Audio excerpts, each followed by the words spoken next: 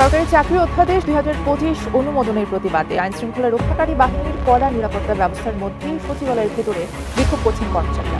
নজিরবিহীন আন্দোলনে উত্তাল সচিবালয়, সরকারের বিরুদ্ধে কুর ষড়যন্ত্র, সংস্কারে বাধা এবং সরকারকে জিম্মি, ফেসে যাচ্ছে হাসিনার 10 আমলা। ডক্টর মোহাম্মদ ইউনূসের নেতৃত্বাধীন অন্তর্বর্তী সরকারের বিরুদ্ধে টানা তৃতীয় দিনের মতো রাজপথে আন্দোলন করেন সরকারি চাকরিজীবীরা। পরিস্থিতিতে চাপের মুখে পড়েছে অন্তর্বর্তী সরকার। সোমবার এমন খবর প্রকাশ করেছে ব্রিটিশ সংবাদ সংস্থা রয়টার্স। আস্তাদ আব্দুল্লাহ বেঁচে থাকতে বাংলাদেশের লক্ষ লক্ষ আস্তাদ আব্দুল্লাহ রয়েছে, বেঁচে থাকতে এই সংস্কার কার্যক্রমের যদি বাধা বিশেষ করে সচিবালয় থেকে আসে, সেটা কঠোর হস্তে সেটাকে জনগণকে সাথে নিয়ে সেটাকে প্রতিরোধ করা হবে। রাজনীতিতে নানা রকম গুজব, গুঞ্জন, জল্পনা কল্পনা, নানা রকম মেরুকরণ, নানা রকম সমীকরণ মেলানো হচ্ছে। কি হতে যাচ্ছে, সামনে কি হবে, এই অবস্থার মধ্যে গত শনিবার জামাত নেতারা সেনা প্রধান জেনারেল ওয়াকারুজ্জামানের সঙ্গে বৈঠক করেছেন। কেন বৈঠক করেছেন তার বিস্তারিত জানা যায়নি, তবে খুবই সিগনিফিক্যান্ট কয়েকটা বিষয় জানা গেছে। তবে কি জাতীয় নির্বাচন নিয়ে সেনানিবাসে বৈঠক করেছেন জামাত, এমন প্রশ্ন উঠেছে বিভিন্ন মহলে। সম্মানিত দর্শক, আসসালামু আলাইকুম। আমাদের আজকের ভিডিওতে অত্যন্ত গুরুত্বপূর্ণ তথ্য শেয়ার করা হয়েছে। দয়া করে ভিডিওটি শুরু থেকে শেষ পর্যন্ত ধৈর্য সহকারে দেখে একটি লাইক দিয়ে সবাইকে বেশি বেশি করে শেয়ার করে দিবেন। সেই সাথে আমাদের ভিডিওটি আপনি বাংলাদেশের কোন জেলায় বসে দেখছেন বা শুনছেন সেটি অবশ্যই আমাদেরকে কমেন্ট বক্সে কমেন্ট করে জানিয়ে দিতে ভুলবেন না। বাংলাদেশের প্রশাসনিক ব্যবস্থার কেন্দ্রবিন্দু সচিবালয়। এখানে করে উঠেছে নীতি নির্ধারণ, এখানে থেকেই পরিচালিত হয় পুরো দেশের দিক নির্দেশনা। কিন্তু সে কেন্দ্রবিন্দুতে কি সরকার জিম্মি? সংস্কার থেমে আছে, পরিকল্পনা বাস্তবায়ন হচ্ছে না, কারণ বাধা দিচ্ছে নিজেরাই সরকারি কর্মকর্তা কর্মচারীরা। হাসিনার দুর্নীতির স্বপ্নাজ্য টিকিয়েছিল সচিবালয়ের কর্মী অর্থাৎ আমলাদের পিঠে ভর করে। যখনই বিপ্লবীরা হাসিনার অপকর্ম, চুরি, লুটপাট, দুর্নীতির বিরুদ্ধে তদন্ত শুরু করলো, তখনই সচিবালয়ে ঘাপটি মেরে থাকা হাসিনার দালালেরা বিভিন্ন অপকর্মের ফাইলগুলোতে আগুনে পুড়িয়ে দিল। সম্প্রতি সরকার প্রশাসনিক সংস্কারের নানা উদ্যোগ গ্রহণ করেছে। ফাইল প্রক্রিয়া সহজ করা, ডিজিটালাইজেশন, দুর্নীতির প্রতিরোধ, স্বচ্ছতা বৃদ্ধি, এসবই ছিল মূল লক্ষ্য। কিন্তু বাস্তবায়নের পথে যেন অদৃশ্য দেয়াল। কর্মকর্তাদের একটি বড় অংশ সেই সংস্কারের বিরুদ্ধে। সচিবালয় কুর ঘটনায় ফেসে যেতে পারেন এমন 8 জন প্রভাবশালী এলিট শ্রেণীর আমলাদের নিয়ে আলোচনা করব আমাদের আজকের ভিডিওতে, যারা ছিলেন হাসিনার আপন ছেলের চেয়েও বিশ্বস্ত। চলুন এক একে দেখে নেওয়া যাক ফেসে যাচ্ছেন কারা এই 8 আমলা। নাম্বার 1, মোহাম্মদ মুসলিম চৌধুরী। সচিবালয়ের কুয়ের পেছনে তার হাত রয়েছে। জানলে অবাক হবেন, অন্তর্বর্তীকালীন সরকার অবসরে যাওয়া এই আমলাকে পদায়ন করে নতুন করে নিয়োগ দিয়েছে। মোহাম্মদ মুসলিম চৌধুরী সাবেক অর্থ সচিব এবং সরকারের সাবেক প্রধান হিসাব নিরীক্ষক ও নিয়ন্ত্রক অর্থাৎ সিএজি ছিলেন। নভেম্বরে তাকে রাষ্ট্রায়ত্ত সোনালী ব্যাংকের চেয়ারম্যান পদে 3 বছরের জন্য চুক্তিতে নিয়োগ দেওয়া হয়েছে। মুসলিম চৌধুরী অর্থ বিভাগের সচিব থাকাকালে রিজার্ভ চুরি হয়। এছাড়া সিএজি হিসেবে দায়িত্ব পালন করায় তার স্বাক্ষর ছাড়া সরকারের কোনো ধরনের তহবিল ছাড় করা সম্ভব ছিল না। অর্থাৎ শেখ হাসিনা সরকারের দুর্নীতির দায় তিনি এড়াতে পারেন না। এছাড়া সরকারি বেসরকারি অংশীদারিতে চট্টগ্রাম বন্দর পরিচালনার দায়িত্বে বিদেশিদের হাতে তুলে দেওয়ার উদ্যোগ নেন এবং সর্বজনীন পেনশন স্কিমও তার ব্রেইন চাইল্ড বলা হয়। নাম্বার 2, হেলালউদ্দিন আহমেদ। সচিবালয় কাণ্ডের ঘটনায় নিশ্চিত ফেসে যাচ্ছেন হেলালউদ্দিন আহমেদ, কারণ এই হেলালউদ্দিন আহমেদ ছিলেন হাসিনা সরকারের ভোট কারচুপির আরেকজন যোদ্ধা।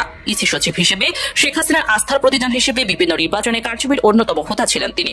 নির্বাচন কারচুপির দায়িত্ব সফলভাবে পালন করা পুরস্কার স্বরূপ 2020 সালে তাকে সিনিয়র সচিব করা হয়। 2022 সালে অবসরের পর তাকে সরকারি কর্ম কমিশন বা পিএসসিতে 5 বছরের জন্য সদস্য হিসেবে নিয়োগ দেওয়া হয়। বর্তমানে তিনি ওই পদে বহাল আছেন। সচিবালয় কুয়ের পেছনে ভালো করে ক্ষতি দেখলে ফেসে যেতে পারেন হেলালউদ্দিন। নাম্বার 3, আহমদ কাইকাউস। সচিবালয় অস্থিরতার পেছনে নিশ্চিতভাবে আহমদ কাইকাউসের নাম আসবে, কারণ আহমদ কাইকাউস ছিলেন শেখ হাসিনার বিশ্বস্ত আমলা। তিনি বিদ্যুৎ বিভাগের সচিব হিসেবে লম্বা সময় দায়িত্ব পালন করেন। দরপত্র ছাড়া অর্ধ শতাধিক বিদ্যুৎ কেন্দ্রের লাইসেন্স দেওয়া এবং এসব লাইসেন্স দেওয়ার ক্ষেত্রে দুর্নীতির অন্যতম হোতা ছিলেন তিনি। বিদ্যুৎ প্রতিমন্ত্রী নজরুল হামিদের বিশ্বস্ত এই সহচরকে আদানির সঙ্গে বিদ্যুৎ চুক্তির মাস্টার মাইন্ড বলা হয়। পরে প্রধান বোর্ডের মুখ্য সচিব হিসেবে পদোন্নতি পেলেও বিদ্যুৎ বিভাগের ওপর তার প্রত্যক্ষ নিয়ন্ত্রণ ছিল। বাংলাদেশ সরকারি পাসপোর্ট ছাড়াও যুক্তরাষ্ট্রের পাসপোর্টধারী এই আমলা সর্বশেষ বিশ্ব ব্যাংকে বাংলাদেশের বিকল্প নির্বাহী পরিচালক হিসেবে দায়িত্ব পালন করেন। যুক্তরাষ্ট্রে তার অঢেল সম্পদ রয়েছে বলে বিভিন্ন সময় অভিযোগ উঠলেও শেখ হাসিনার বিশ্বস্ত এই আমলার দুর্নীতি নিয়ে কখনোই তদন্ত হয়নি। তিনি এখনো বহাল তবিয়তে আছেন। নাম্বার 4, শহীদুল হক। ধারণা করা হচ্ছে সচিবালয় আন্দোলনের পেছনে শহীদুল হকের হাত থাকতে পারে, কেননা তার শত উপকর্মের আমল নামা রয়েছে সচিবালয়ে। শহীদুল হক ছিলেন শেখ হাসিনার অন্যতম বিশ্বস্ত পররাষ্ট্র সচিব। 2012 সালে তিনি পররাষ্ট্র মন্ত্রণালয়ের অতিরিক্ত পররাষ্ট্র সচিব হিসেবে দায়িত্ব পালন শুরু করেন। 2018 সালের 30 ডিসেম্বর তার চাকরির মেয়াদ শেষ হলেও সরকার তাকে একই পদে চুক্তিভিত্তিক নিয়োগ দেন। শেখ হাসিনার এই বিশ্বস্ত এই পররাষ্ট্র সচিব দেশের স্বার্থবিরোধী অনেক চুক্তির মাস্টারমাইন্ড। ভারতের সঙ্গে সম্পাদিত ট্রান্সশিপমেন্ট চুক্তি, চট্টগ্রাম ও মংলা বন্দর ব্যবহার, আশুগঞ্জ নৌবন্দর ব্যবহার, সরকার নামমাত্র ট্রান্সশিপমেন্ট মশল নির্ধারণে তার প্রত্যক্ষ ভূমিকা ছিল। অবসরের পর তিনি আওয়ামী লীগের গবেষণা cell centre for research and ইনফরমেশনের পরামর্শ পর্ষদের সদস্য হিসেবে নিয়োগ পান। এই সময় সরকারকে পররাষ্ট্রনীতি বিষয়ক বিভিন্ন পরামর্শ দিয়েছেন তিনি। নাম্বার 5, আবু হেনা মোহাম্মদ রহমাতুল মুনিম। সচিবালয়ের ষড়যন্ত্রের পেছনে সঠিক উদ্ঘাটন করা গেলে ফেসে যাবেন আবু হেনা মোহাম্মদ রহমাতুল মুনিম। এই আমলা অন্তর্বর্তীকালীন সরকারের দায়িত্ব গ্রহণের পর যদিও অপসারিত হয়েছেন, কিন্তু সচিবালয় তার আমল নামায় ছিল। এর আগে তিনি জাতীয় রাজস্ব বোর্ড NBR এর চেয়ারম্যান ছিলেন। এছাড়া বিবিসির চেয়ারম্যান হিসেবে তিনি দায়িত্ব পালন করেছেন। NBR এর চেয়ারম্যান হিসেবে ডক্টর ইউনূসকে একের পর এক আয়কর মামলার হয়রানি করেন মুনিম। এখন নিশ্চয় বুঝতে পেরেছেন কেন সচিবালয়ের কুর ষড়যন্ত্র। এছাড়া রহমতুল মুনিম সামিট, এস আলম, ইউনিক, মেক্সিমকো সহ কয়েকটি বড় গ্রুপের বিদ্যুৎ কেন্দ্রকে নিয়ম বহির্ভূতভাবে শত শত কোটি টাকার কর অবকাশ সুবিধা দিয়েছেন। বাংলাদেশে লক্ষ লক্ষ আস্তাদ আব্দুল্লাহ রয়েছে। বেঁচে থাকতে এই সংস্কার কার্যক্রমের যদি বাধা বিশেষ করে সচিবালয় থেকে আসে, সেটা কঠোর হস্তে সেটাকে জনগণকে সাথে নিয়ে সেটাকে প্রতিরোধ করা হবে। আপনারা এটা ভাববেন না যে আপনাদের বিকল্প নাই। সচিবালয়ের বিষয়টা মানে এখন সচিবালয়েও দেখলাম আন্দোলন হচ্ছে, বিক্ষোভ হচ্ছে, NBR সংস্কারও বাধা দেওয়া হচ্ছে। দেখেন, আমরা আপনাদেরকে বলতে চাই, যখন 5 অগস্টের জুলাই গণঅভ্যুত্থান চলছিল, আপনারা কিন্তু কালো ব্যাজ ধারণ করে শেখ হাসিনাকে সমর্থন জানিয়ে আপনারা হচ্ছেন অফিস করেছেন। আপনারা কিন্তু এখন আপনারা হচ্ছেন হুমকি দেন যে আপনারা হচ্ছেন অফিস চলতে দিবেন না, আপনারা হচ্ছেন অফিস বন্ধ করে রাখবেন। 5 অগস্ট কিন্তু আপনাদের এই হিম্মতটা ছিল না যে শেখ হাসিনার চোখে আঙ্গুল দিয়ে শেখ হাসিনার ক্ষমতাকে প্রশ্নবিদ্ধ করে আপনারা কিন্তু তখন কেউ পদত্যাগ করেননি। আপনাদের একজন কর্মকর্তা কর্মচারী বাংলাদেশের স্বাধীনতা পরবর্তী সময়ে আমাদের যদি অসহায় দুর্ভোগের রেজিমেন্ট হিসেবে পরিচিত হয়, সেটা হচ্ছে সচিবালয়, এবং দুর্নীতির আতুরঘর হিসেবে পরিচিত হয়, সেটা হচ্ছে NBR। রাজনীতিতে নানা রকম গুজব, গুঞ্জন, জল্পনা কল্পনা, নানা রকম মেরুকরণ, নানা রকম সমীকরণ মেলানো হচ্ছে।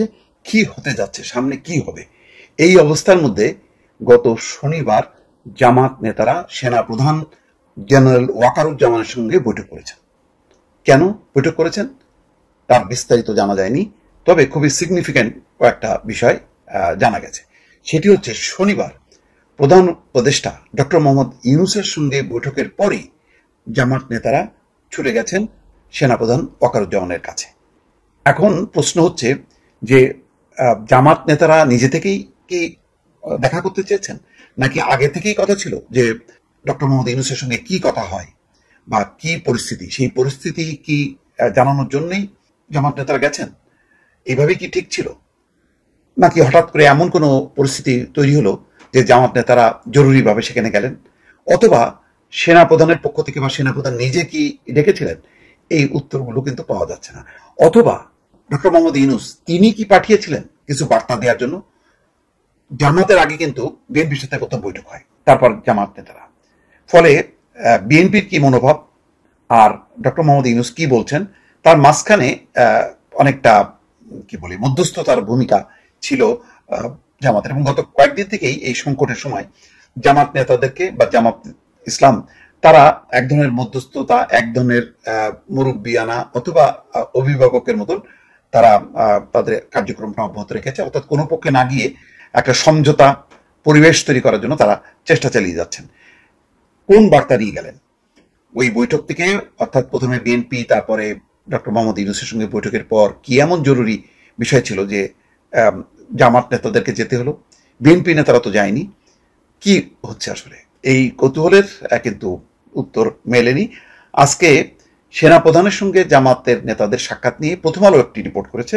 সেখানে এটা নিশ্চিত হয়ে গেছে যে শনিবার রাতে গেছে এবং ডক্টর মোহাম্মদ ইউনূসের সঙ্গে বৈঠকের পরেই জামাত নেতারা সেখানে গেছেন। দুজন নেতা গেছেন, আমির শফিকুর রহমান এবং নায়েবে আমির সৈয়দ আবদুল্লাহ মোহাম্মদ তাহের, এই দুজন গেছেন। তো তার আগে যমুনায় বৈঠক হয়েছে।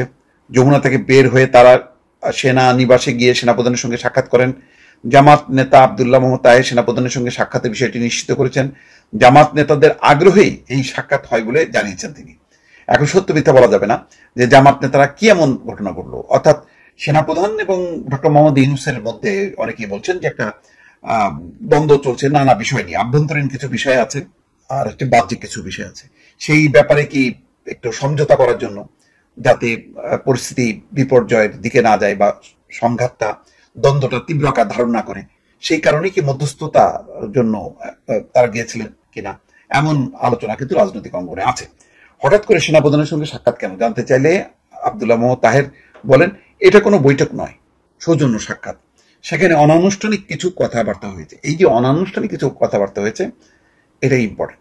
অন্য যে কোনো সময় যদি যেতেন জামাত নেতারা, তাহলে বোঝা যেত যে একেবারেই সৌজন্য, কিন্তু এটা একেবারেই যে সৌজন্য না, এটা পরিষ্কার। স্বীকারও করেছেন আব্দুল্লাহ মোহাম্মদ তাহের যে এটা অনানুষ্ঠানিক কিছু কথাবার্তা হয়েছে। তার মানে প্রথমে বিএনপির সাথে বৈঠক, তারপর ডক্টর মোহাম্মদ ইউনূসের সাথে বৈঠকের পর তারা যখন গেছেন, নিশ্চয়ই ওই বৈঠকের কিছু বার্তা বা কিছু বিষয় উপস্থাপনের জন্য সেনাপ্রধানকে হয়তো অবহিত করার জন্য গেছেন, অথবা সেনাপ্রধান ডেকেছেন যে এই পরিস্থিতিতে আসলে মানে কি করা উচিত বা কি আলোচনা হচ্ছে সেটা জানার জন্য হয়তো হইতে পারে। কি বিষয়ে কথাবার্তা হয়েছে জানতে চাইলে জামাত নেতা বলেন, আমরা একটা সুষ্ঠু নির্বাচন চাই, সেই লক্ষ্যে বর্তমান পরিস্থিতিতে যাতে একটা সমন্বয় সমঝোতা হয়, খেয়াল করেন, যাতে একটা ঝামেলা না হয়, অর্থাৎ দুই পক্ষের মধ্যে এমন অচলাবস্থা যাতে তৈরি না হয়, তাহলে একটা ঝুঁকি তৈরি হতে পারে। সেই জন্য জামাত বিভিন্ন ধরনের প্রচেষ্টা চালিয়েছে। আকার ইঙ্গিতে কিন্তু বলেই দিচ্ছেন যে তারা একটা সমন্বয় সমঝোতা করার চেষ্টা করছে, অর্থাৎ এক ধরনের সালিশি কর্মকাণ্ড আর কি। সেনাপ্রধানের সঙ্গে এই সাক্ষাৎ সেই ধরনের একটা উদ্যোগ বলে উল্লেখ করেন সৈয়দ আব্দুল্লাহ মোহাম্মদ তাহের। আগামী ডিসেম্বরের মধ্যে জাতীয় নির্বাচনের দাবি জানিয়ে আসছে বিএনপি। এর মধ্যে গত সপ্তাহে সেনা কর্মকর্তাদের সঙ্গে সেনা প্রধানও বলেছেন যে ডিসেম্বরে নির্বাচন হওয়া উচিত। সেখানে করিডোর নিয়ে, বন্দর নিয়ে কথা হয়েছে। তারপর পরেই দেখা যাচ্ছে যে বিএনপির পক্ষ থেকে বলা হয়েছে ডিসেম্বরের মধ্যে নির্বাচনের নিশ্চয়তা না দিলে তারা অসহযোগিতা করবে। এমন পরিস্থিতিতে ডক্টর মোহাম্মদ ইউনূস পদত্যাগ করবেন বলে এমন একটা খবর চাউর হয়। তারপর পরই রাজনৈতিক দলগুলোর সঙ্গে ধারাবাহিকভাবে বৈঠক হয়, কিন্তু মাঝখানে অর্থাৎ 20 নেতার সঙ্গে বৈঠকের আগেই শনিবার যেদিন জামাতের সঙ্গে বৈঠক হয়, সেই বৈঠকের দিনই জামাত নেতারা ছুটে যান সেনাপ্রধানের কাছে।